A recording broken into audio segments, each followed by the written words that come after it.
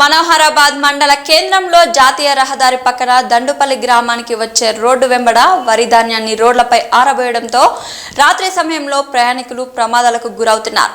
చాలా ఇబ్బందికరంగా మారుతుంది కాబట్టి రైతులు రైస్ మిల్ కళ్ళలలో వరి ధాన్యాన్ని ఆరబోసుకోవాలని తుఫ్రాన్ డిఎస్పీ వెంకటరెడ్డి రైతులకు తెలియజేశారు.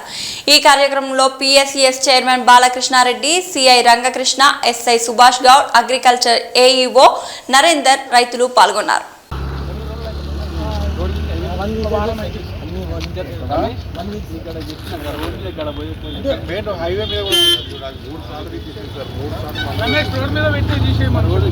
నేను వచ్చేవానని చెప్పి ఒక రైతును కూడా తీసుకొని కూర్చోబెట్టిన. ఇప్పుడు మనకు వచ్చేది కాదు సార్, వాళ్ళు ఇంటికి పట్టించుకుంటారు, వాళ్ళు కూడా వేసుకుంటారు. గవర్నమెంట్కి వెళ్ళని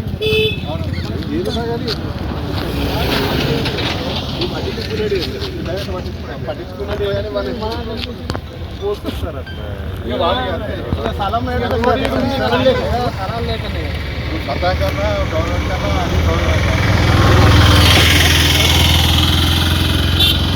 సీజన్లో వరి ధాన్యం చాలా మనకు ఎక్కువ వచ్చింది. చాలా అందరూ రైతులు రోడ్డు మీద వరి ధాన్యంను ఆరబెట్టుకుంటుండ్రు.